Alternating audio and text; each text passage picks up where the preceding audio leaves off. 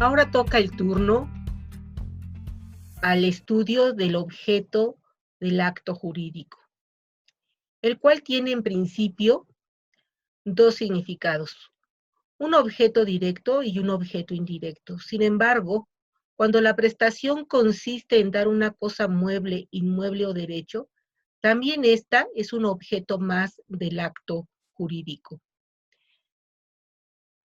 Como concepto del acto jurídico es su propia función, la cual consiste en producir efectos jurídicos, ya sea creando, transmitiendo, conservando, modificando o extinguiendo derechos y deberes jurídicos u obligaciones a través de conductas de dar, hacer o no hacer. ¿Cuáles son las clases del objeto del acto jurídico, directo e indirecto? Conforme al Código Civil del Distrito Federal, hoy Ciudad de México, y el federal, ambos publicados en el año 2000, como vengo comentando, en su artículo 1792, dispone que el convenio, en su sentido amplio, es el acuerdo de voluntades que tiene como objeto directo crear, transmitir, modificar y extinguir derechos y obligaciones. En consecuencia, el objeto directo del convenio en su especie contrato es el de crear y transmitir derechos y obligaciones conforme al artículo 1793 del mismo ordenamiento sustantivo civil. Con una interpretación contrario sensu de los artículos 1792 y 1793, el objeto directo del convenio en sentido restringido es el de modificar y extinguir derechos y obligaciones, si bien conforme a una interpretación sistemática de las disposiciones relativas a la convención en sentido amplio y al propio contrato, el convenio en sentido estricto también tiene la función de conservar derechos y obligaciones conforme a lo previsto en el artículo 1942 de los ordenamientos civiles en cita, ubicado en el capítulo de modalidades de las obligaciones, a las cuales me referiré más adelante.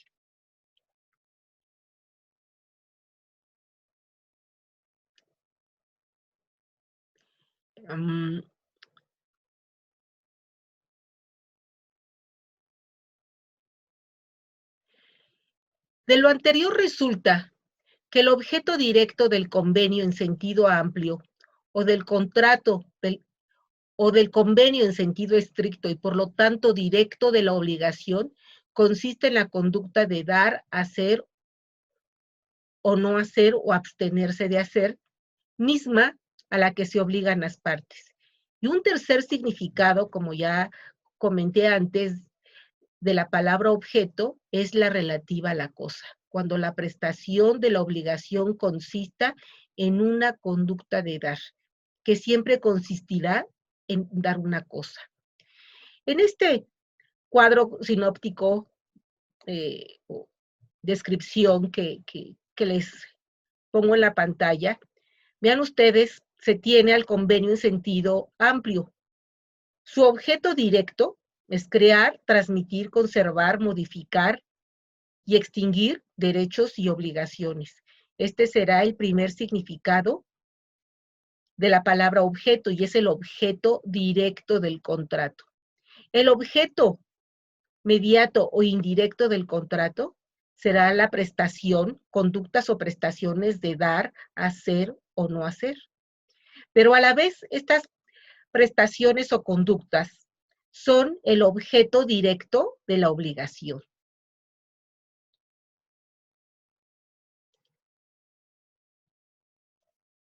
En esta otra presentación se tiene al contrato. ¿Cuál es su objeto directo del contrato? Como ya lo apunté antes, es crear y o transmitir derechos y obligaciones. Su objeto inmediato o directo del contrato serán las conductas o prestaciones de dar, hacer o no hacer. Pero, vuelvo a repetir, estas conductas vienen a ser el objeto directo de la obligación.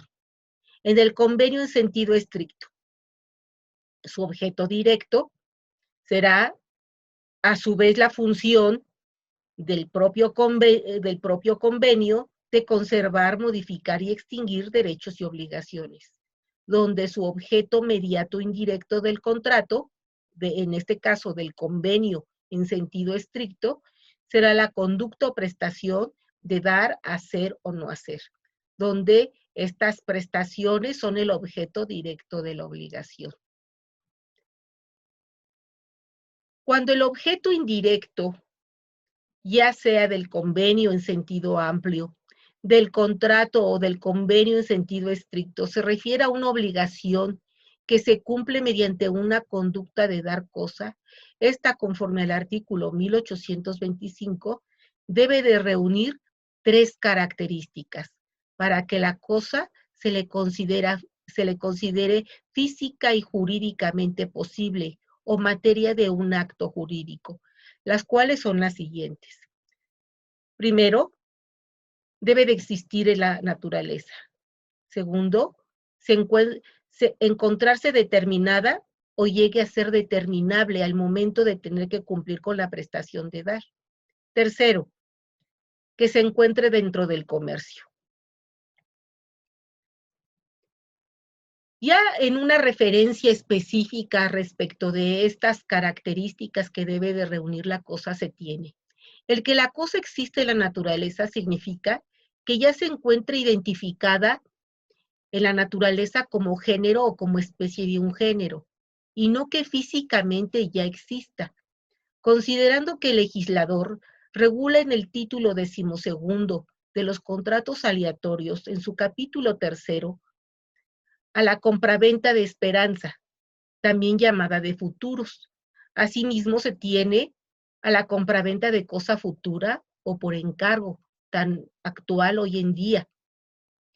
En cuanto al segundo requisito, esto es, en cuanto a que la cosa esté determinada al momento de celebrarse el contrato, o bien, si no está determinada, que pueda llegar a ser determinable al momento de pagar o cumplir con la prestación de dar la cosa, significa, en el primer supuesto, que la cosa se encuentre identificada por su acreedor de forma indubitable, esto es, que la cosa sea específica y por lo tanto sea cierta y determinada. O bien que en caso de ser una cosa genérica, al darse el acuerdo de voluntades, se convierte en cosa específica al momento del pago de la prestación, esto es, cierta y determinada con conocimiento del acreedor. Y se preguntarán ustedes, ¿qué es la cosa cierta?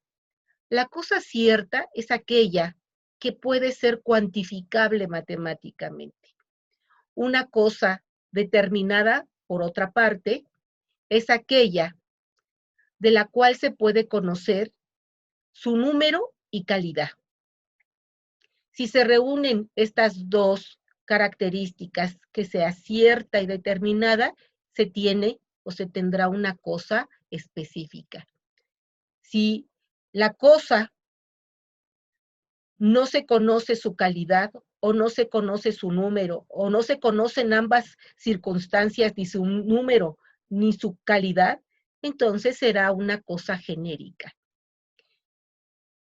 Este requisito se vincula con la clasificación de las cosas específicas y genéricas, que será materia de un curso posterior, bienes y derechos reales, en donde ustedes estudiarán la clasificación de las cosas.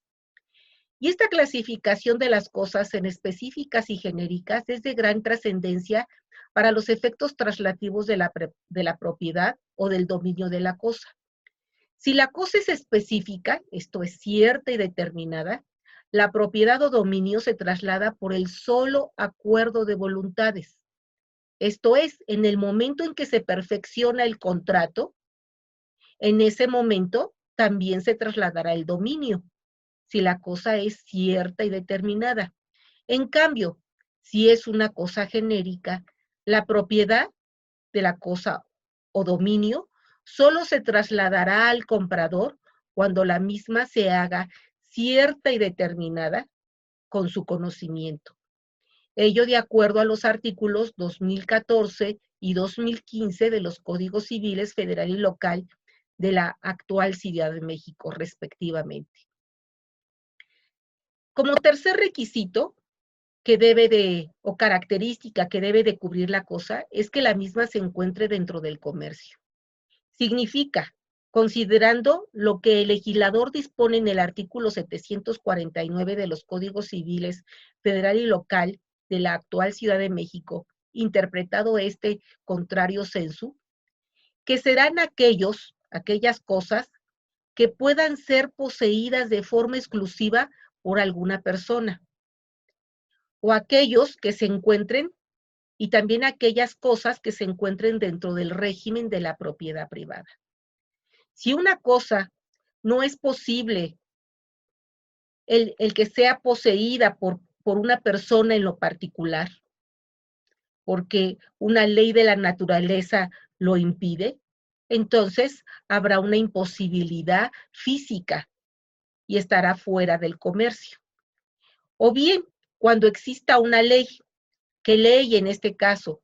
La Ley General de Bienes Nacionales, que determine que la cosa no está dentro de la propiedad privada, entonces será una cosa que está fuera del comercio.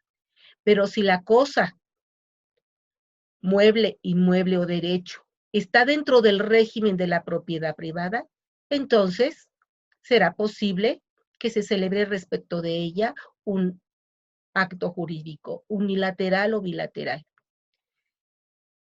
Por ello, este artículo 749 de los Códigos Civiles en cita deben de interpretarse desde una posibilidad física y una posibilidad jurídica.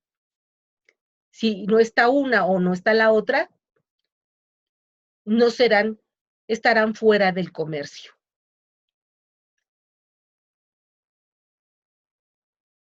En el Código Civil de la actual Ciudad de México, publicado en mayo del año 2000, se regula lo concerniente al consentimiento en sus artículos 1803 al 1823. En el artículo 1803 se dispone que el consentimiento puede ser expreso o tácito. Y en cuanto al consentimiento expreso, el legislador de 28 dispuso que podía ser verbal, escrito o por signos inequívocos. Sin embargo, en el año 2000, el legislador federal, al publicar el nuevo Código Civil Federal, que en esencia seguía coincidiendo en gran medida con el Código Civil del entonces Distrito Federal, hoy Ciudad de México, reformó los artículos 1803, 1805, 1811 y adicionó el artículo 1834 bis para incluir como otra forma expresa de integrar el consentimiento o de manifestar la voluntad a los medios electrónicos, ópticos o por cualquier otra analogía. Y fue hasta el mes de enero del año 2020 cuando el legislador de la Ciudad de México publicó en su Gaceta Oficial la reforma al artículo 1803 para incluir también estos medios electrónicos, ópticos o análogos como una forma de expresar o de integrar el consentimiento y también de manifestar la voluntad.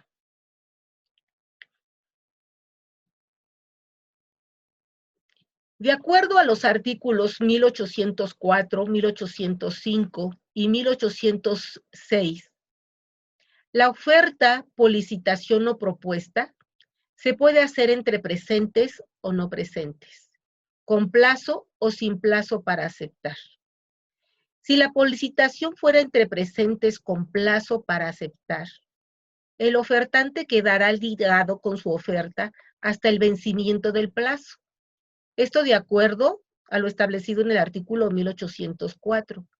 Si fuera una oferta entre presentes sin plazo, el ofertante quedará desligado de su oferta si la aceptación no se hace en forma inmediata. Ello conforme al artículo 1805. La misma regla se aplica a la licitación hecha por teléfono, a la que se le es considerada por el legislador, por lo tanto, hecha entre presentes sin fijación del plazo.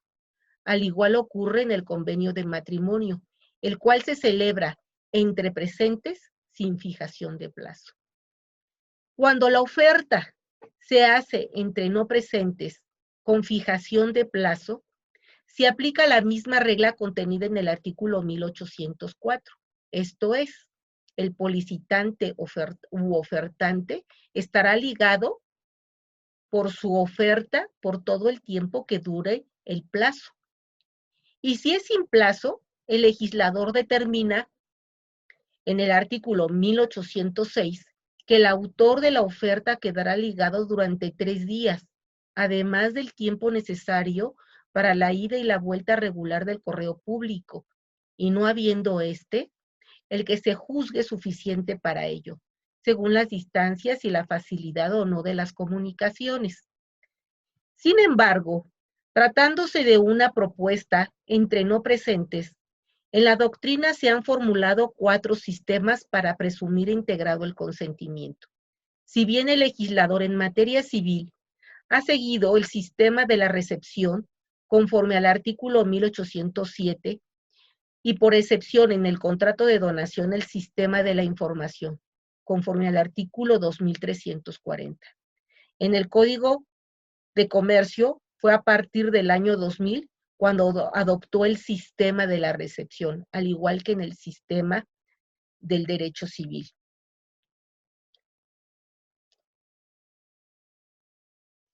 ¿Cuáles son estos 5 sistemas en el que se pudiera dar el perfeccionamiento del consentimiento entre no presentes? Si el acuerdo de voluntades se lleva a cabo entre no presentes, en la doctrina y en el derecho positivo se han seguido o formulado diversos sistemas para tener integrado el consentimiento, los cuales en principio son 4, si bien existe un quinto sistema, el relativo a la inscripción en un registro público de la propiedad, por las razones que en su momento se explican. Los 4 sistemas de perfeccionamiento del consentimiento entre no presentes son, más el quinto que he mencionado, primero, el sistema de la declaración, el sistema de la expedición, el sistema de la recepción, el sistema de la inscripción, de la información, el cuarto, y en el quinto lugar, el sistema de la inscripción en un registro público. De manera breve me referiré a estos 4 o 5 sistemas que en general se estudian en la doctrina del derecho civil. El quinto sistema no es estudiado o mencionado por la gran generalidad de doctrinarios, sin embargo, constituye un quinto sistema para tener perfeccionado el consentimiento entre no presentes. Me refiero al primer sistema. El presente sistema se ha hecho consistir en el ámbito de la doctrina en que el momento en que se perfecciona el consentimiento entre no presentes es en el que el destinatario de la licitación u oferta o posible aceptante manifiesta o declara en cualquier forma que de manera expresa o tácita que acepta la oferta. Este sistema, si bien es posible en la realidad, crearía un sinfín de inseguridades jurídicas, porque sería más que imposible saber si el aceptante está a miles de kilómetros cuando hace esa aceptación expresa o tácita de la policitación. Por lo tanto, este sistema de la declaración nunca ha estado vigente en norma alguna. El segundo sistema es el de la expedición. En este sistema de la expedición se considera que el acuerdo de voluntades entre no presentes se perfecciona en el momento en el que se expide la contestación por parte del aceptante, en la que manifiesta de manera lisa y llana que acepta la oferta o policitación en los términos ofrecidos. Porque si fuera en otros términos, se tendría como una nueva policitación, en los términos del artículo 1810 de los Códigos Civiles publicados en el año 2000, esto es, el federal y local de la hoy Ciudad de México, en el que se dispone al efecto lo siguiente. Artículo 1810. El proponente quedará libre de su oferta cuando la respuesta que reciba no sea una aceptación lisa y llana, sino que importe modificación de la primera. En este caso, la respuesta se considerará como una nueva proposición que se regirá por lo dispuesto en los artículos anteriores. El sistema de la recepción. El presente sistema consiste en que el consentimiento se entiende perfecto o integrado cuando el policitante recibe la aceptación, ya lo haga en propia mano o a través de un apartado postal, esto es, en el momento en que la misma se encuentra a su disposición, de acuerdo a la forma o medio en como el propio policitante hubiese en su oportunidad enviado su oferta. Este sistema presenta la ventaja en relación con los dos anteriores en que el policitante se encuentra en posibilidad de recibir la aceptación. El punto que resulta criticable es el hecho de que no basta solo con tener la posibilidad de recibirla, sino de que exista total certidumbre de su recepción y por lo mismo del conocimiento de su contenido por parte del policitante u ofertante. Pero ello no se hace referencia en los códigos civiles de 2000. Este sistema de la recepción es hoy en día, como ya comenté hace unos minutos, la regla para presumir integrado el consentimiento y perfeccionado un contrato entre presentes y no presentes, tanto en el ámbito del derecho civil como en el ámbito del derecho mercantil. Este último a partir de la reforma en el año 2000 al Código de Comercio.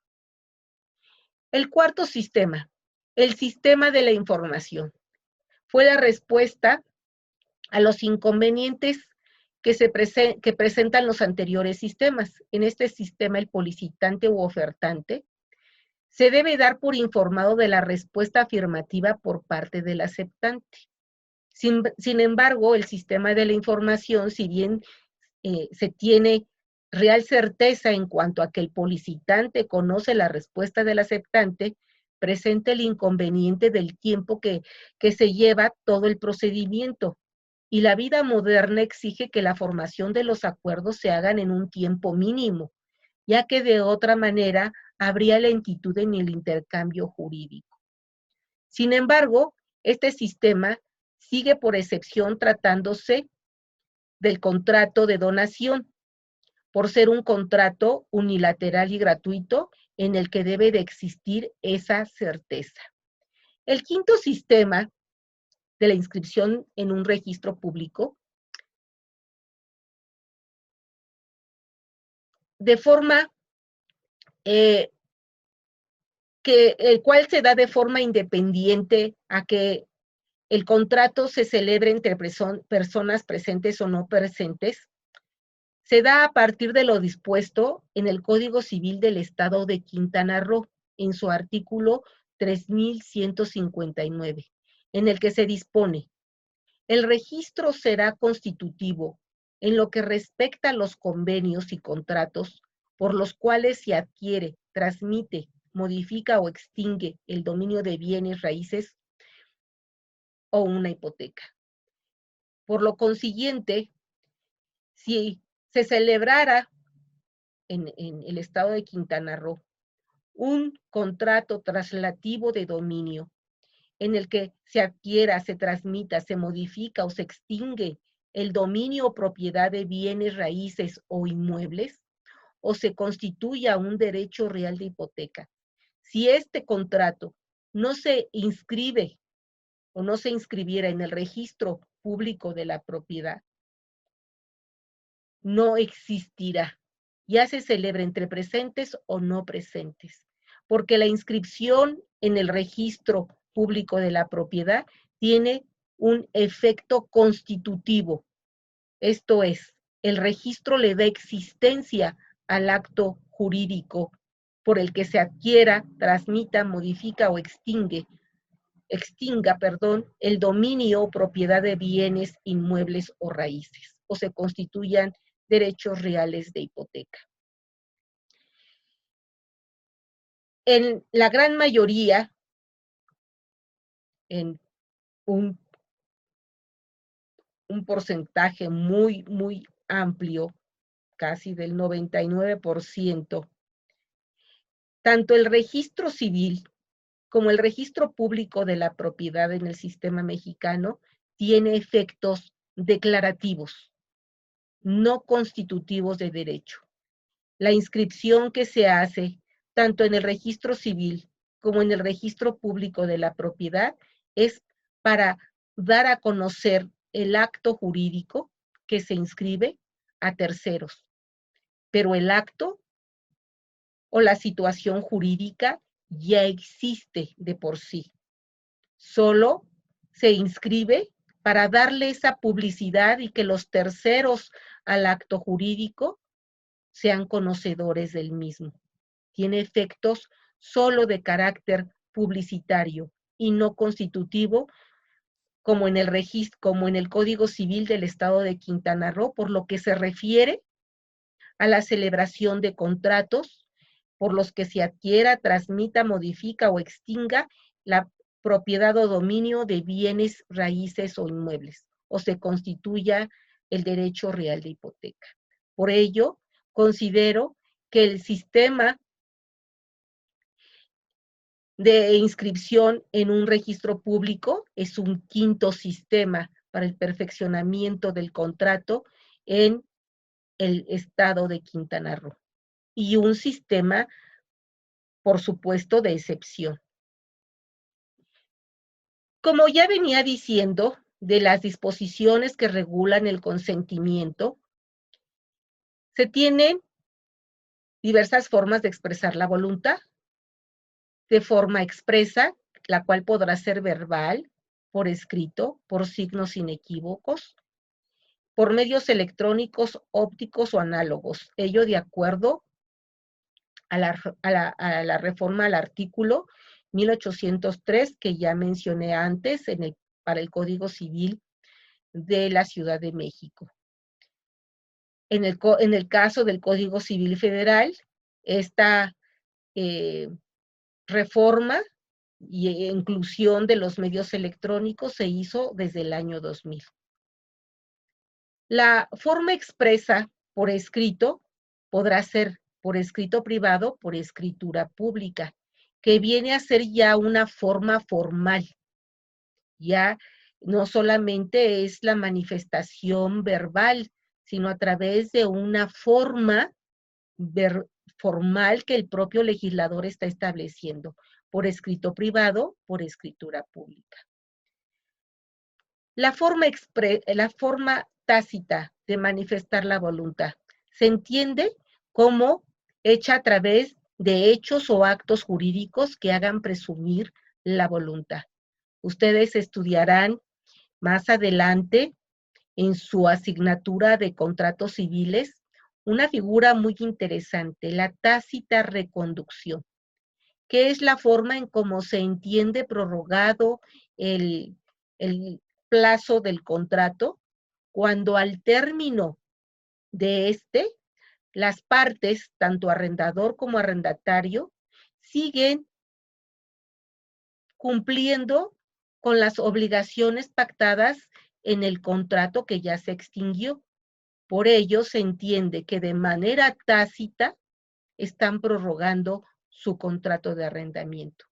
A esta figura, como ya comenté, se le conoce como tácita reconducción en el contrato de arrendamiento. Una tercera forma que no se regula de manera expresa en el artículo 1803, pero sí se desprende de otros artículos, se puede entender expresada la voluntad, manifestada la voluntad a través del silencio. Y ustedes dirán, ¿cómo es posible eso? Pues ello es posible a través de una presunción que hace el propio legislador. Por voluntad expresa del legislador, se entiende que cuando quien debe de manifestar la voluntad no la hace en cierto tiempo, entonces la está manifestando de manera positiva o de manera negativa. Y se encuentran, hay varios supuestos, claro, vuelvo a repetir, son supuestos de excepción y son siempre supuestos establecidos de manera expresa por el propio legislador. Se tiene un primer supuesto en el artículo 2547, en su párrafo segundo, en materia del contrato de mandato, en el que se considera que el mandato se va a perfeccionar cuando el apoderado o el presunto apoderado no manifieste su voluntad, guarde silencio durante los 3 días siguientes a la notificación en el que se le avise de manera fehaciente que el poderdante lo está invitando, ofertando, le está solicitando para que lo represente y realice en su nombre y por lo tanto en su representación actos jurídicos. Si el presunto apoderado guarda silencio, omite decir estoy de acuerdo o no estoy de acuerdo, y en el término de 3 días luego de la notificación que se le haga, nada dice, el legislador presume que se integrará el consentimiento, que se tiene entendido por integrado el consentimiento. De esta manera, el silencio está produciendo el efecto presumido por el legislador de integrar el consentimiento. Otra forma es, pero de tener también por expresada la voluntad de manera positiva, es de acuerdo a lo dispuesto en el artículo 1669 en materia de aceptación de herencia. Y en un sentido negativo, se tiene un ejemplo en materia de cesión de deuda, con fundamento en el artículo 2054. Ya ustedes en su momento en las materias correspondientes en derecho sucesorio, en derecho de las obligaciones, estudiarán estos supuestos. Si bien en los artículos relativos al consentimiento no figura el silencio como una forma de manifestar la voluntad, ello resulta así cuando se hace una interpretación sistemática de las disposiciones del Código Civil de la Ciudad de México y también del Código Civil Federal. Son pocos los supuestos en los que el legislador considera el silencio como una forma de expresar la voluntad y son supuestos de excepción, entre los que se encuentran, como ya dije, los artículos 2547, segundo párrafo, artículo 1669 y artículo 2054. Pero también se tienen otros supuestos en el ámbito del derecho procesal, en el ámbito del derecho civil, tanto familiar como contractual, sucesorio, se tienen supuestos que ahora también se llaman de negativa o afirmativa ficta.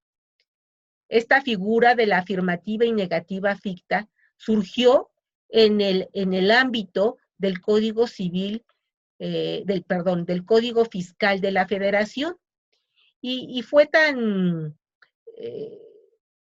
causó tanto impacto la expresión porque resume en mucho lo que se tendría que decir con varias palabras, que fue adoptada ya también por el derecho procesal civil. En el ámbito del derecho relativo al amparo, de la normatividad relativa a la ley de amparo, se tiene un supuesto con relación al informe justificado. Ley de amparo, artículo 117, párrafo 3. Los invito a ustedes, alumnos y alumnas, a que hagan una lectura de los artículos que en esta diapositiva se presentan para que tengan una mejor idea. Doy inicio a los elementos de validez del acto jurídico. En los códigos civiles para el Distrito Federal, hoy Ciudad de México, y el federal publicados en el año 2000 en comento, en materia de requisitos de validez, en su artículo 1794, interpretado a contrario sensu, se dispone que para que un acto sea válido, se requiere el que las partes contratantes que lo celebran sean capaces, el que la voluntad de los contratantes no esté viciada, el que el objeto, motivo o fin que persigan los contratantes sea lícito y que el consentimiento de los contratos se externe conforme a las formalidades exigidas para el acto jurídico de que se trate.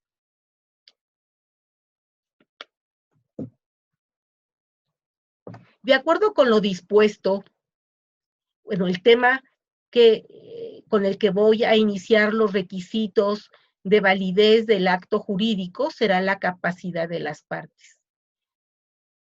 partes contratantes, por supuesto, o convencionantes si se trata de un convenio. De acuerdo con lo dispuesto en el artículo 22 de los Códigos Civiles de 2000, se adquiere la capacidad jurídica al momento de que un individuo nace vivo y es viable, en los términos del artículo 337, en el primero de los mencionados se establece que, artículo 22, la capacidad jurídica de las personas físicas se adquiere por el nacimiento y se pierde por la muerte. Pero desde el momento en que un individuo es concebido, entra bajo la protección de la ley y se le tiene por nacido para los efectos declarados en el presente código. En cuanto al surgimiento de la capacidad jurídica, no se presentan en realidad problemas, ya que de acuerdo con la norma antes transcrita, esta se adquiere por el nacimiento y se pierde con la muerte. En este punto 3.3.2.11 doy un concepto de capacidad jurídica.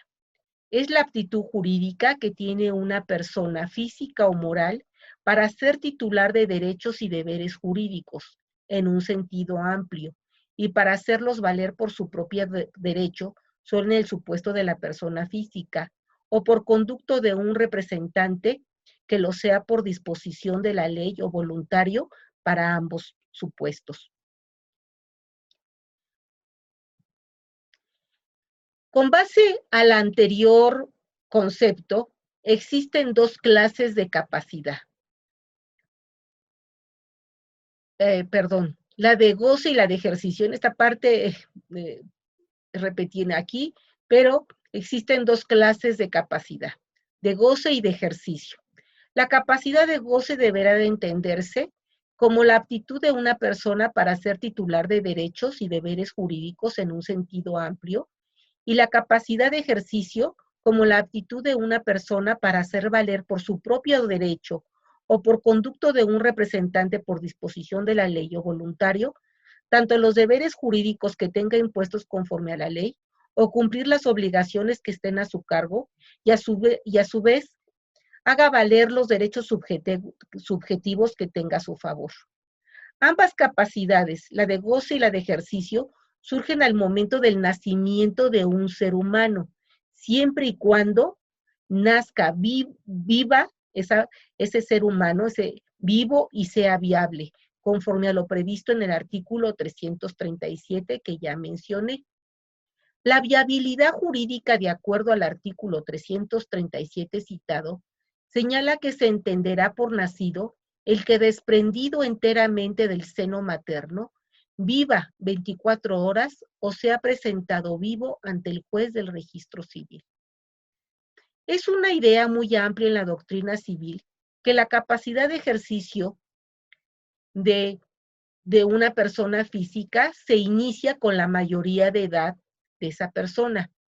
Y ello sería tanto como privar de sus derechos a un menor de edad, que los tendría en principio al tener capacidad de goce, pero no los podría ejercitar hasta que llegara a su mayoría de edad, y sería como tenerlos y no tenerlos al mismo tiempo. Y efectivamente, tendrá la capacidad de ejercicio al llegar a la mayoría de edad, pero para hacerla valer por su propio derecho, porque durante su minoría de edad, la misma se ejercerá en su nombre y representación por los progenitores que tengan la patria potestad sobre el menor de edad.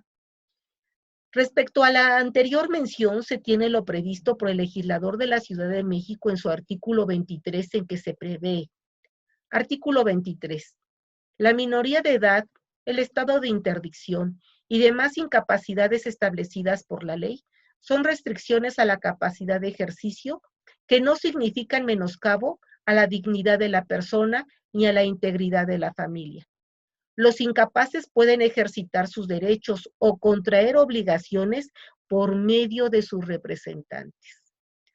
De la lectura del anterior artículo se puede desprender que en ciertos supuestos la capacidad de ejercicio se encuentra restringida o limitada, pero que ya existe a favor de esas personas, ya sea en su minoría de edad o en estado de interdicción, y en otros supuestos contemplados por el legislador de forma expresa y limitada, su capacidad de ejercicio.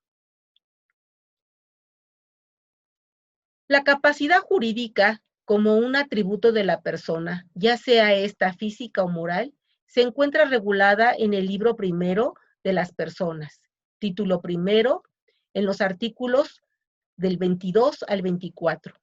En el artículo 22 del Código Civil se dispone cuándo se inicia y termina la capacidad jurídica de una persona física. Esto es, se inicia al nacer vivo y ser viable un ser humano en los términos del artículo 337 y se termina cuando el ser vivo muere. En el supuesto de la persona moral, se inicia su vida jurídica cuando dos o más personas acuerdan reunirse de manera que no sea meramente transitoria para realizar un fin lícito y se extingue luego que se disuelve y se liquida en los términos de la ley. La capacidad para contratar, la capacidad jurídica para contratar, se regula en los artículos 1798 y 1799 del Código Civil, en un apartado ubicado en el capítulo primero relativo a los contratos, en el libro cuarto de las obligaciones, primera parte, llamada de las obligaciones en general. Título primero, fuentes de las obligaciones, título de la capacidad. Pero en esta parte de las obligaciones y de los contratos de manera específica, solo existen dos artículos que se refieren a la capacidad contractual. Y fuera de estos supuestos que he mencionado, las demás disposiciones relativas a la capacidad jurídica se regulan con relación a las demás nociones del Código Civil. Verbigracia o con relación a la patria potestad, la tutela, la curatela, el albaceazgo.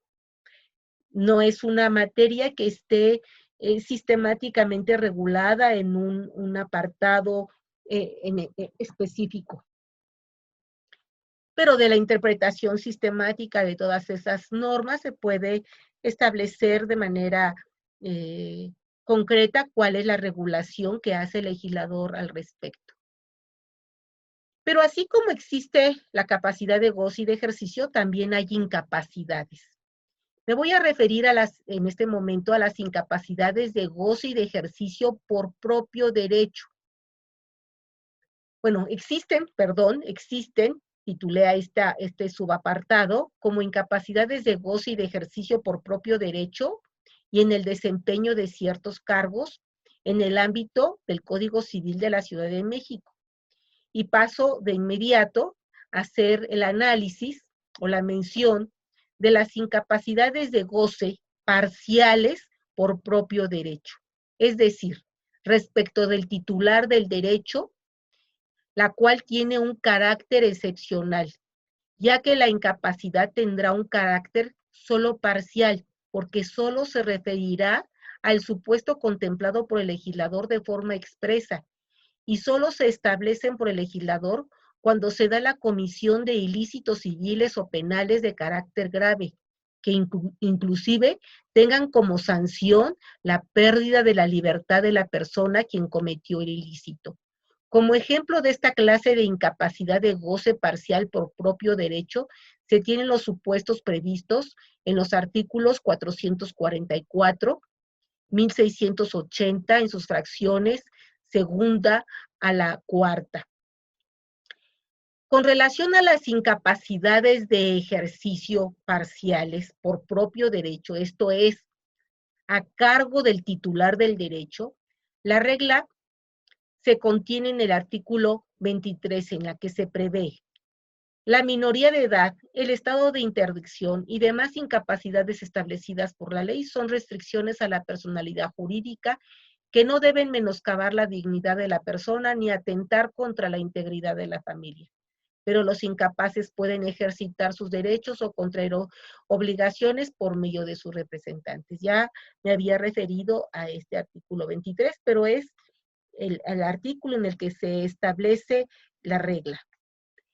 Bien, pero como también decía anteriormente, existen ejemplos supuestos de incapacidades de goce y de ejercicio parciales, pero en el desempeño de ciertos cargos de carácter público, algunos de ellos, o bien cuando se está cumpliendo un determinado cargo que implica la representación de personas incapaces o capaces que requieren ser representadas por disposición del legislador y que además son administradores de sus bienes. Como ejemplo de esta clase de incapacidades, como os digo, de goce y de ejercicio parciales, se tienen los supuestos contenidos en las siguientes columnas. Hice estas tres columnas.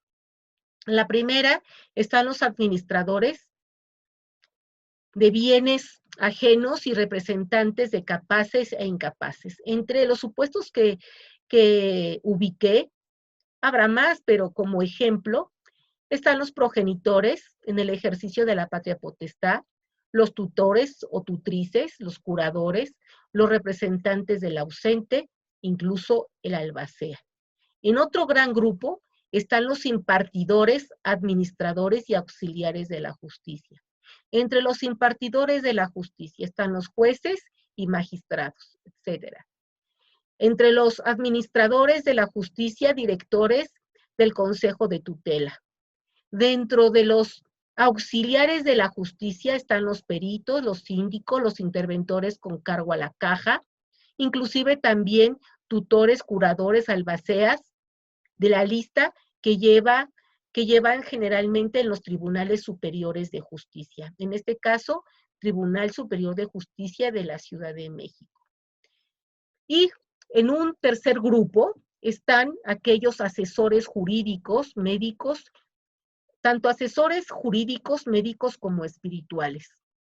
Dentro de los primeros están los abogados y los notarios públicos. Dentro de los segundos están los médicos, las enfermeras, los terapeutas. Y dentro de los terceros, los que prestan asesoría espiritual, están los sacerdotes, los miembros de cualquier culto religioso. Cada uno de estos tres grupos tienen ejemplos o supuestos de incapacidad, tanto de goce parcial para comprar para sí o por interpósita persona algún bien de la persona incapaz o capaz que esté representando. Y tendrá una incapacidad de ejercicio parcial cuando cualquiera de estas, en los grupos que les corresponde, quiera vender, arrendar o dar en garantía los bienes inmuebles o preciosos del representado. La incapacidad de goce parcial producirá una nulidad absoluta. La segunda, esto es la incapacidad de ejercicio parcial, producirá una nulidad relativa. ¿Cuál es la diferencia entre una y otra?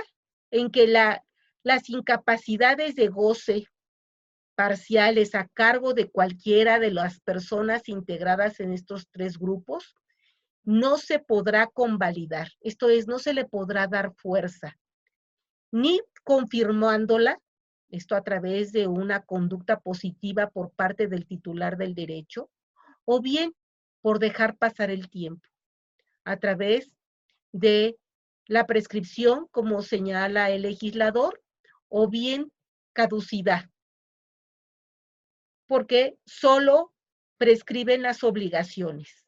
Los derechos, tanto sustantivos como adjetivos, caducan. También existe incapacidades en el ámbito de la Constitución Política de los Estados Unidos Mexicanos. Me referiré primero a las incapacidades de goce parcial a cargo de mexicanos. Estas incapacidades de goce parcial se encuentran ubicadas en el artículo 27 en sus diferentes fracciones. A cargo de corporaciones religiosas y ministros de cultos se encuentra en la fracción segunda.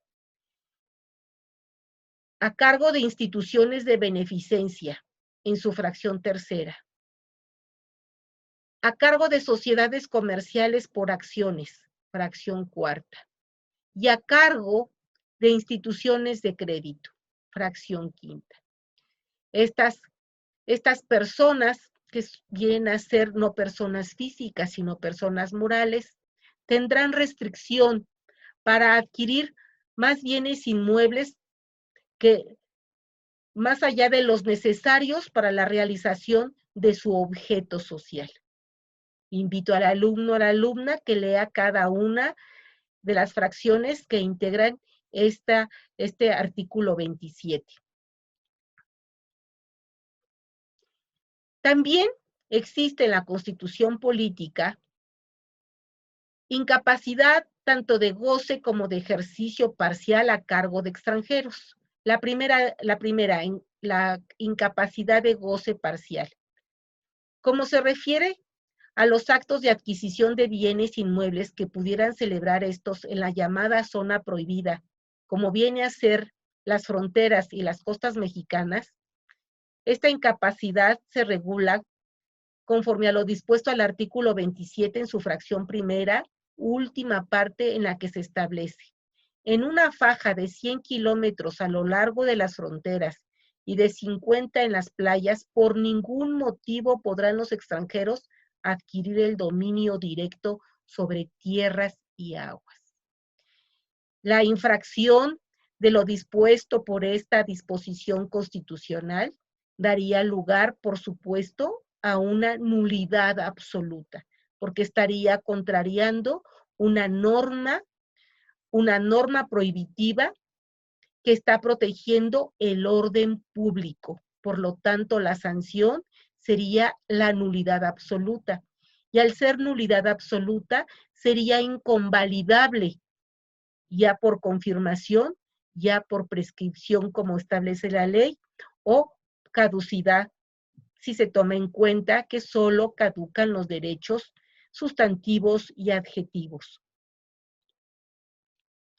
En cuanto a la incapacidad de ejercicio a cargo de extranjeros en la Constitución Política, dice, cuando se refiere a los actos de adquisición de bienes inmuebles que celebren los extranjeros fuera de dicha zona prohibida, se trata de una incapacidad de ejercicio, la cual es posible salvar por medio de la llamada cláusula Calvo, consistente en el convenio que deberá celebrar los extranjeros con el gobierno mexicano a efecto de considerarse o asimilarse como mexicanos en el caso de cualquier conflicto relacionado con dichos bienes inmuebles, para no solicitar la protección de su país.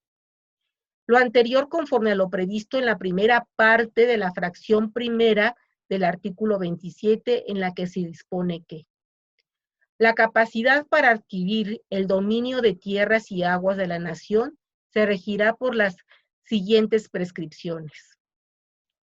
Párrafo, fracción primera.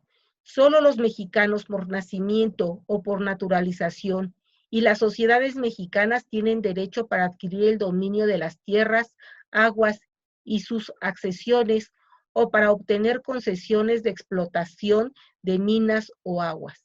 El Estado podrá, y es una facultad del Estado, conceder el mismo derecho a los extranjeros, siempre que convengan ante la Secretaría de Relaciones Exteriores en considerarse como nacionales respecto de dichos bienes y en no invocar por lo mismo la protección de sus gobiernos por lo que se refiere a aquellos, bajo la pena, en caso de faltar al convenio, de perder en beneficio de la nación los estados que hubieren, los bienes que hubieren adquirido en virtud del mismo. Y continúa el artículo, pero para los efectos de exponer la incapacidad de ejercicio parcial es suficiente.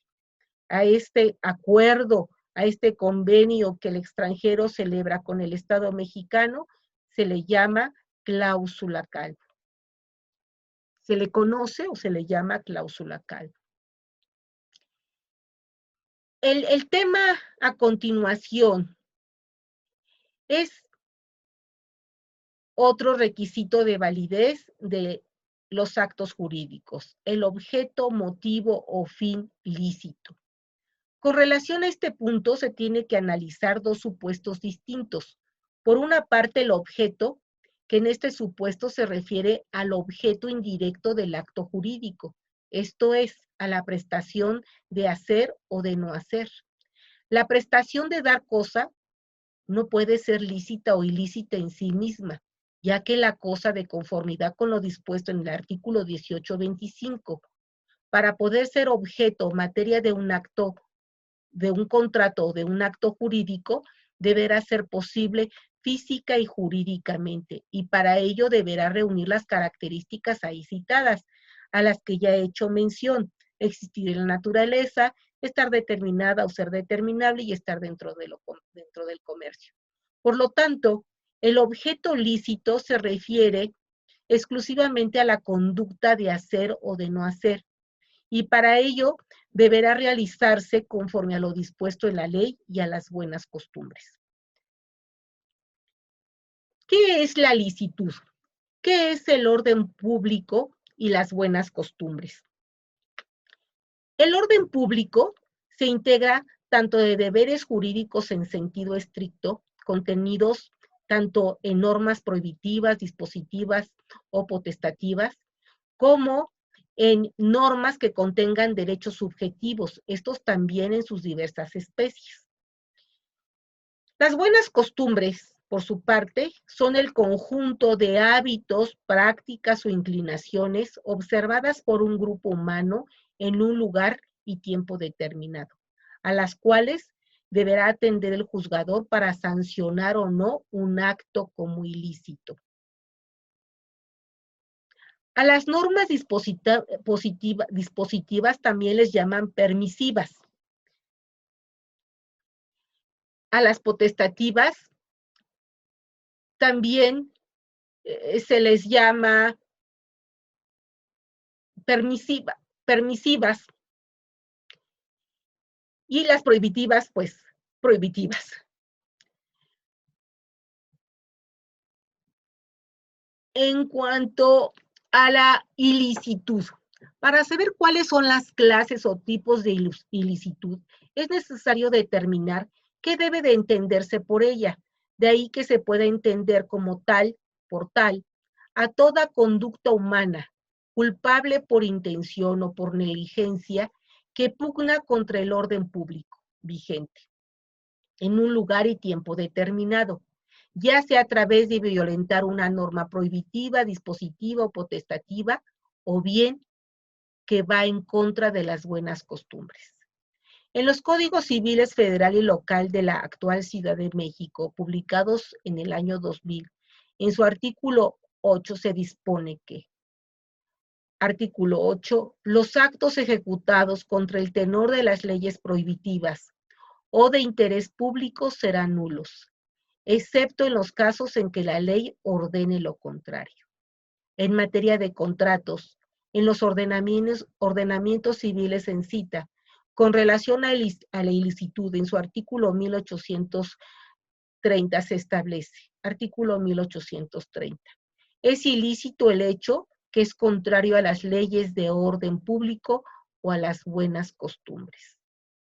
Y en materia de nulidades de los actos jurídicos, al tener estos un objeto, motivo o fin ilícito, se establece en el artículo 2225 que, artículo 2225, la ilicitud en el objeto, en el fin o en la condición del acto produce su nulidad, ya absoluta, ya relativa, según lo disponga la ley.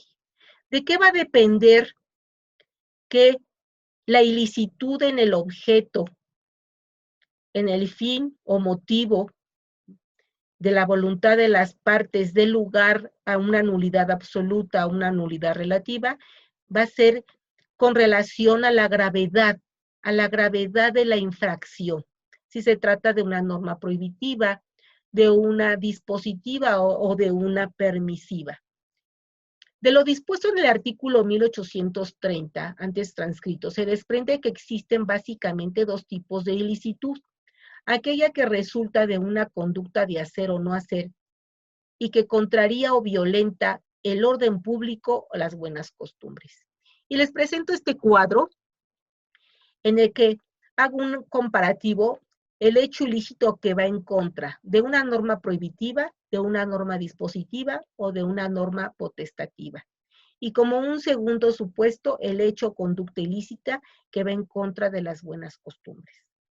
En el caso de la norma prohibitiva, no todas las normas prohibitivas, su infracción tiene la misma sanción. Va a depender qué es lo que protege esa norma prohibitiva. Si la norma prohibitiva protege el interés de la colectividad y se violenta, dará lugar a la nulidad absoluta. Si la norma prohibitiva protege un interés particular, entonces dará lugar a una nulidad relativa. Pero si protege tanto un interés particular y a la vez un interés social, y cualquier interesado en impugnar el acto jurídico por ilícito no lo hace en el tiempo que la ley establece, a ese acto jurídico se le considerará ilícito, pero no nulo. En cuanto a una norma dispositiva o preceptiva, también como se le llama, cuando protege el interés de la colectividad y se violenta, dará lugar a la nulidad absoluta. Si lo que protege es un interés particular, entonces dará lugar a la nulidad relativa. Si protege un interés particular y a la vez un interés social, podrá en su momento declararse ilícita a la conducta, al acto jurídico, pero no nulo. Y en cuanto a las normas, la norma potestativa protege un interés particular. Y como su nombre lo dice, es una norma que puede pactarse en contrario por la persona que lo tiene a su favor. Si se pacta en contra, no es nulo, a menos que se haga para perjudicar al cocontratante. Ahí sí dará lugar a la nulidad de ese acuerdo, no del acto jurídico en general, solo de ese acuerdo. Y cuando se violentan las buenas costumbres, dará lugar a la nulidad relativa conforme a lo previsto en el artículo 1838 del Código Civil Federal y Local de la Ciudad de México. El objeto lícito viene a ser el objeto indirecto del acto jurídico y el objeto directo de la obligación, consistente en la prestación de hacer y no hacer, la cual, para ser materia u objeto de un acto jurídico, deberá ir de acuerdo a lo establecido en la ley o conforme a lo previsto por las buenas costumbres, como ya lo dejé asentado. La prestación de dar para ser objeto materia de un acto jurídico deberá ser posible física y jurídicamente conforme a lo dispuesto en el artículo 1825, pero no lícita o ilícita. Verbo y gracia, o como ejemplo, un arma de fuego no es en sí misma lícita o ilícita, sino el motivo o fin que tiene o que lleva a la persona que la porta o la usa. Se dice una curva peligrosa. La curva en sí misma no es peligrosa que alguien la transite a exceso de velocidad o a una velocidad menor que pueda causarle un accidente. El motivo o fin, por lo tanto, es diferente que el objeto lícito. El motivo o fin en un acuerdo de voluntades o en la manifestación de un acto unilateral es la razón contingente y subjetiva y por lo mismo variable de individuo a individuo que lo induce a la celebración del acto jurídico. La reglamentación de la licitud en el objeto en el Código Civil para la Ciudad de México. La prestación de hacer o no hacer conforme al artículo 1827 deberá ser lícita. En la norma en cita se hace referencia a que la conducta en cuestión también deberá ser posible. Sin embargo, esta característica corresponde a un elemento de existencia del acto jurídico y no a su licitud. El legislador en esta disposición mezcló un elemento de existencia como es la posibilidad física y jurídica de la conducta de hacer o de no hacer con su licitud. El concepto de vicio. Paso a analizar otro requisito de validez del acto jurídico, que es la ausencia de vicios en el consentimiento o en la manifestación de la voluntad si se trata de un acto unilateral. ¿Qué se deberá de entender por vicio? La palabra vicio tiene diferentes significados de acuerdo al ámbito en el que se le utilice, en el que se utilice la palabra. Inclusive en el ámbito de la técnica jurídica, el término vicio tiene diversos significados según se trate verbigracia, de los vicios de la posesión, o de los vicios del consentimiento, o de los vicios que puede tener una cosa al ser enajenada. Desde su significado etimológico, ¿qué significa vicio? Deriva del vocablo latino vitium. Gramaticalmente, de acuerdo al diccionario de la Real Academia de la Lengua Española, la palabra vicio tiene diversos significados, como también lo tiene en el ámbito del derecho, de la ciencia del derecho. ¿Qué significados tiene de manera coloquial, de acuerdo a la lengua española? Mala calidad, defecto o daño físico en las cosas, como sería su significado en materia de saneamiento por vicios ocultos. Falta de actitud o defecto moral en las acciones, como sería cuando se da un vicio en el consentimiento.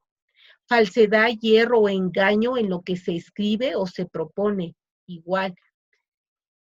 Hábitos de obrar mal, defecto o exceso que como propiedad o costumbre tienen algunas personas o que es común a la colectividad, que eso sería más grave que hubiese vicios, que sí los hay, en el actuar de la colectividad.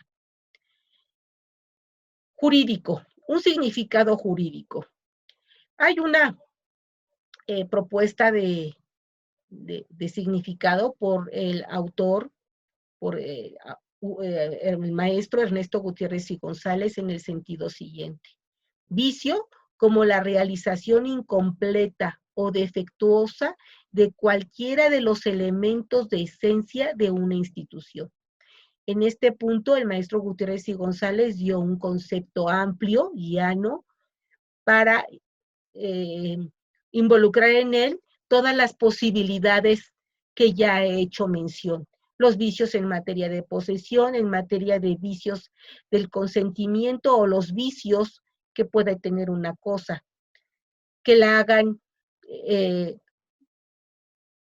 ya no útil para el uso para el cual fue adquirida o alquilada, o el objeto que sea de acuerdo a su naturaleza. En la doctrina no existe uniformidad de opiniones con relación a cuáles son los vicios del consentimiento o vicios de la voluntad, si se trata de un acto unilateral. Por la regla de analogía contenida en el artículo 1859, tanto del Código Civil Federal como el de la actual Ciudad de México. Vuelvo a repetir, las reglas establecidas para el contrato se pueden aplicar al resto de los convenios y al resto de los actos jurídicos como son los unilaterales, en lo que le resulte aplicable, o bien que no exista norma expresa en contrario.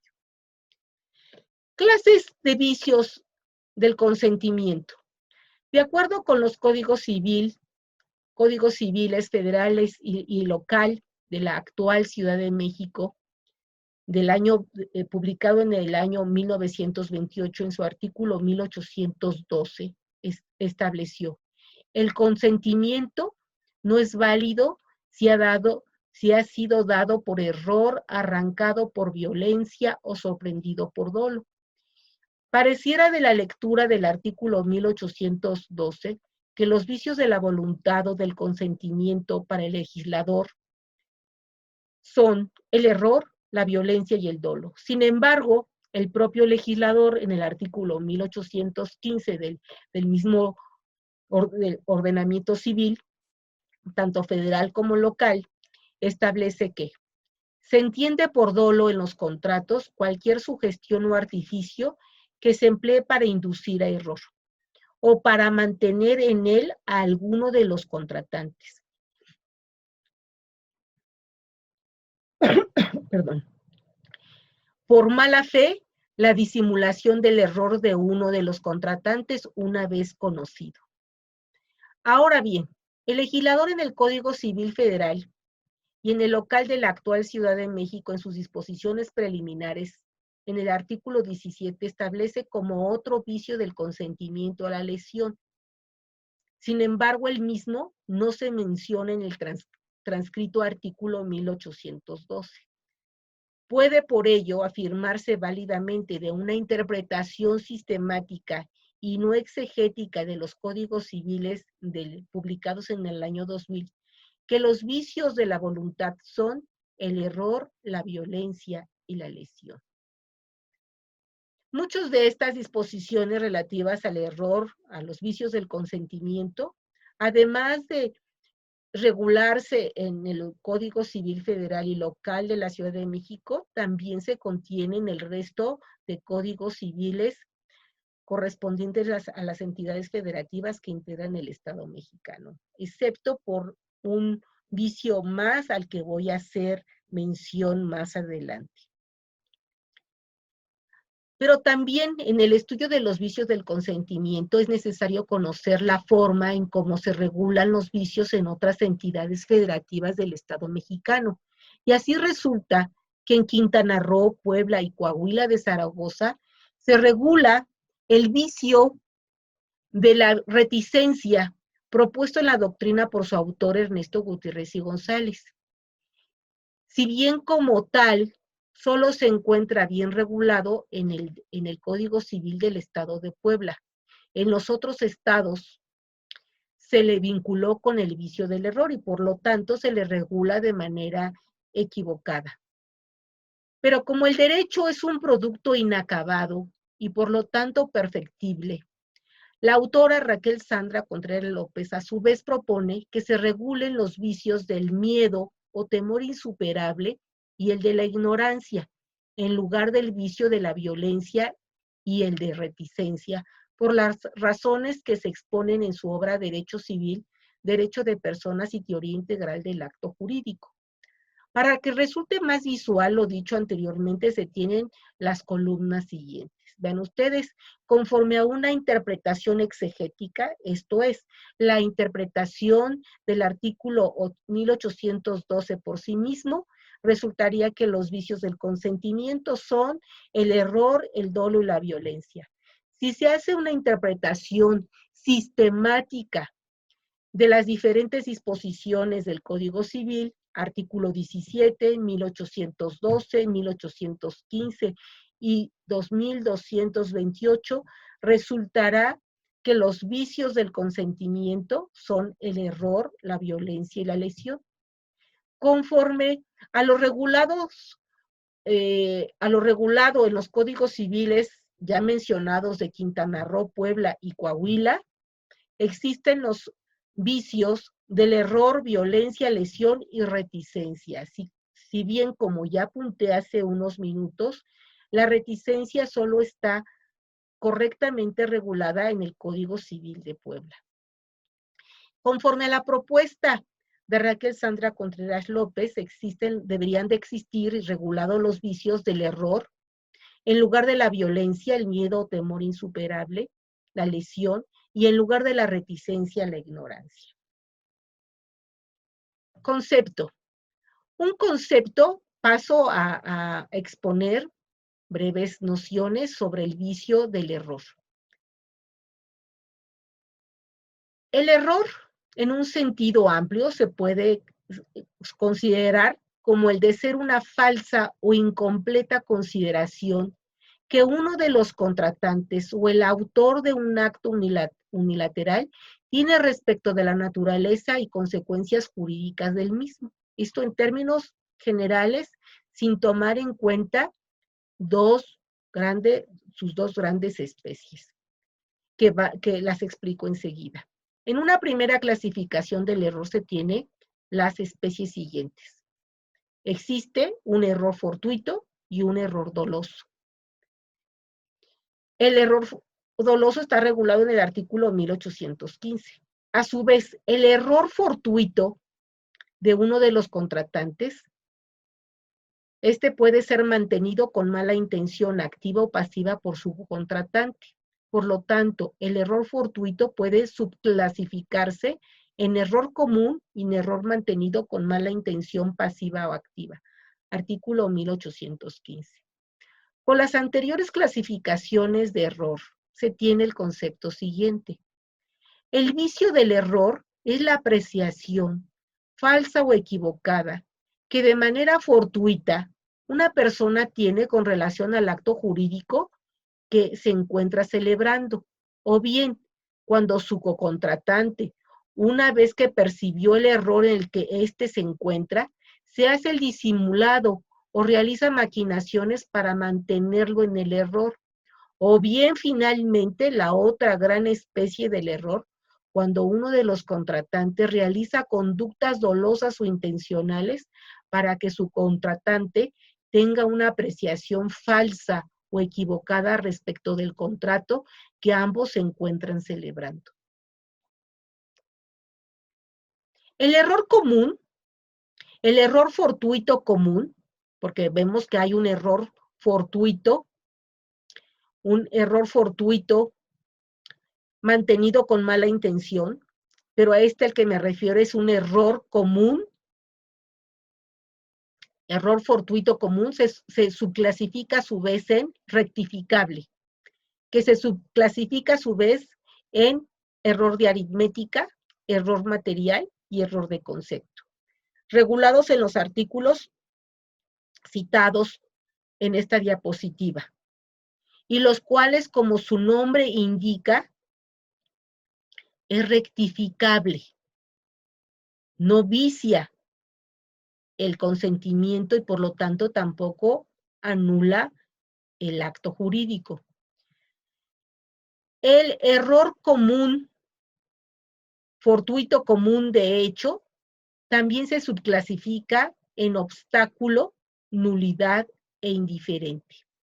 En el caso del error de hecho obstáculo, impide totalmente que pueda surgir un acto jurídico, porque existe un error tan grave que no permite que se integre el consentimiento, o bien que tampoco se integre porque las personas no coinciden con el objeto que persiguen, cada una de ellas. El error nulidad, regulado en el artículo 1813, y el error indiferente. El error de transmisión se subclasifica en imputable al proponente y no imputable al proponente, y en un error de derecho. Otra subclasificación, también regulada en el artículo 1813. En ese artículo 1813 se dispone al efecto que el error de derecho o de hecho invalida el contrato cuando recae sobre el motivo determinante de la voluntad de cualquiera de los que contratan. Si en el acto de la celebración se declara ese motivo o si se prueba por las circunstancias del mismo contrato que se celebró en el falso supuesto que lo motivó y no por otra causa. Entonces, para hacer efectiva la nulidad, y así se llama error de hecho nulidad, para hacer posible ejercitar de manera exitosa una acción de nulidad, ya sea de hecho o de derecho, es necesario que las partes, uno de los contratantes, pruebe que el error de hecho o de derecho se refiere exactamente al motivo o fin determinante que lo llevó a la celebración del acto jurídico y no otro motivo, que fue precisamente ese motivo en el que él tuvo un error de hecho o de derecho, lo que originó el vicio de su voluntad y no otro supuesto. Bien. En el caso, déjenme, en el error obstáculo, esta falsa o incompleta apreciación de la realidad del objeto con el que se está celebrando, ese error obstáculo puede ser en el acto mismo que esté celebrando, se dice en el negocio, en el acto jurídico, pensando en que le están transmitiendo el uso y goce de una cosa, la posesión de una cosa de manera temporal, y piensa que se la están transmitiendo de manera gratuita, y la persona que se la está transmitiendo lo está haciendo de manera onerosa, pensando en un contrato de arrendamiento. Y el que la recibe, el adquirente de esa cosa, de esa posesión derivada, piensa que está recibiendo una posesión a título gratuito, como sería en el contrato de comodato. Por más que quisieran llegar a un acuerdo, la cosa sobre la que están platicando no es la misma. Por lo tanto, es un error de hecho obstáculo que impide que el consentimiento se forme, porque se refiere tanto a la voluntad como esa voluntad referida a un objeto posible. Cuando hay también un error en la cosa, también el error en la cosa es cuando una persona piensa que está adquiriendo una cosa con características específicas cuando en realidad la otra persona, quien se lo está enajenando, le está transmitiendo otra cosa distinta. Pensemos que el enajenante de la cosa piensa que está celebrando, está enajenando un bien inmueble que está en las calles de Morelos, de la colonia El Carmen Coyoacán, cuando en realidad el que está adquiriendo piensa que está comprando una casa que está ubicada en otra calle Morelos, que está en otra colonia.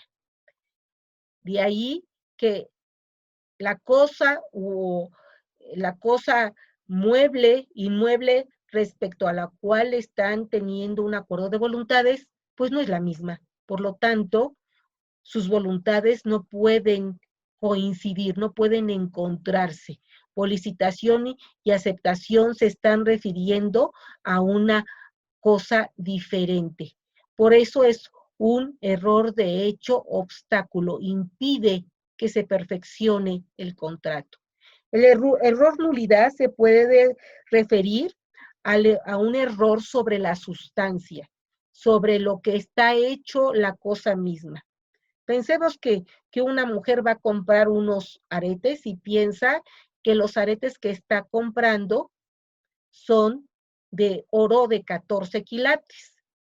Y resulta que los aretes que adquirió no son de 14 quilates, sino de 10 quilates. Hay un error en la sustancia de la que está hecha la cosa. O, perdón, en este caso, como ya lo leí y se dispone en el artículo 1813, podrá promover la nulidad de ese contrato de compraventa de los aretes, siempre y cuando logre probar que el motivo determinante de la compra de los aretes fue la sustancia de la que estaban hechos. Esto es, de oro de 14 quilates. Ya sea porque se haya manifestado de manera expresa por escrito o de manera verbal y pueda probarlo a través de testigos o de otras maneras. También existe error de hecho, nulidad, cuando existe una falsa o incompleta consideración respecto a la persona con la que se está celebrando el acto jurídico, pensando en que lo está celebrando con uno cuando en realidad lo está celebrando con otra persona. Y, pudiera parecer descabellado este supuesto, pero ustedes estudiarán más adelante cuando estudien Derecho para la Familia, que el convenio de matrimonio se puede celebrar a través de representantes. Y si tomamos en cuenta que hoy en día, con esto de los medios electrónicos, pues las personas se conocen en páginas, se enamoran, inclusive se pueden casar a través de representante, y se ha dado en muchos casos que las personas envían a otras fotografías de cuando eran jóvenes o les envían fotografías de otras personas de las que quienes quisieran ser. En este caso, también podrá promoverse la nulidad siempre que se pueda probar que el acto lo quiso celebrar, que la razón, el motivo o razón que lo llevó a la celebración del acto jurídico fue porque quería celebrar el acto jurídico con esa persona y no otra. En materia de matrimonio, que lo considero un convenio intuitus persona, pues se da esta posibilidad de convalidar la nulidad por el error en la persona. Y ello, en mi opinión, pues sería posible en los contratos indíferens persona, cuando el contrato se celebra sin tomar en cuenta las calidades o cualidades de la persona. Pero el convenio de matrimonio es un contrato intuitus persona. Pienso que junto con el contrato de mandato son los actos jurídicos que esencialmente se celebran tomando en cuenta las calidades y cualidades de la persona. Sin embargo, el legislador en el capítulo 9 de los matrimonios nulos e ilícitos, en su artículo 235, señala, son causas de nulidad de un matrimonio, fracción primera, el error acerca de la persona con quien se contrae cuando, entendiendo un cónyuge celebrar matrimonio con persona determinada, lo contrae con otra. Artículo 236. La acción de nulidad que nace del error solo puede deducirse por el cónyuge engañado, pero si éste no denuncia el error dentro de los 30 días siguientes a que lo advierte, se tiene por ratificado el consentimiento y queda subsistente el matrimonio, a no ser que exista algún otro impedimento que lo anule, como podría ser tal vez falta de forma, algún otro vicio en el consentimiento, que no creo que haya otro más grave que ese, pues tal vez la violencia para compelerlo a celebrar el matrimonio de manera forzada. Ya tienen un ejemplo más de este error nulidad, por error en la persona. Vuelvo a repetir, para poder ejercitar de manera exitosa esta acción de nulidad conforme al artículo 1813, deberá de probarse en juicio que la razón o motivo que dio origen al acto jurídico fue precisamente ese que motivó el error. Que se pruebe de manera documental o que se pruebe por testigos o de otra manera fidedigna. Y bueno, el error indiferente, cuando el error recae en una circunstancia o en una característica circunstancial. Pensemos que una persona compra una pintura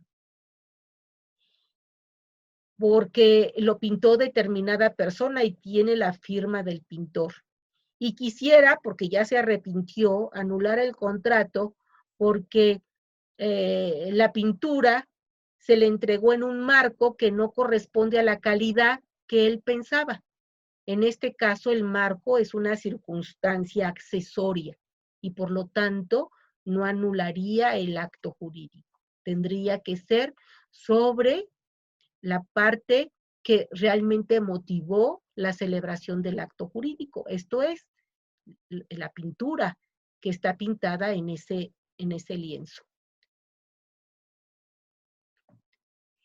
Siguiendo con el tema del error. El dolo o mala fe de una de las partes o el dolo que proviene de un tercero, sabiéndolo aquella, anula el contrato, cuando el error del cocontratante ha sido la causa determinante para celebrar el contrato. Lo anterior conforme al artículo 1816. Ya vimos o ya expliqué que el dolo es una forma de inducir al error y que la mala fe o mala intención, como propone el maestro Gutiérrez, que se le nombre, que se le denomine, es la forma, las maquinaciones activas o el hacerse el disimulado por parte del contratante que percibió que su contratante está en un error fortuito y en lugar de sacarlo del error, simplemente se hace el disimulado o realiza inclusive maquinaciones para que siga en el error. Son diferentes clases de errores. ¿Por qué el maestro Gutiérrez propone que no se le llame mala fe y se le denomine mala intención? Porque la mala fe es la contrapartida de la buena fe. Y la buena fe la fe es una creencia, queda en el ámbito de los pensamientos, de las ideas. Entonces, si alguien tiene buena fe, pues tiene una manera positiva de pensar, pero es algo subjetivo de la persona.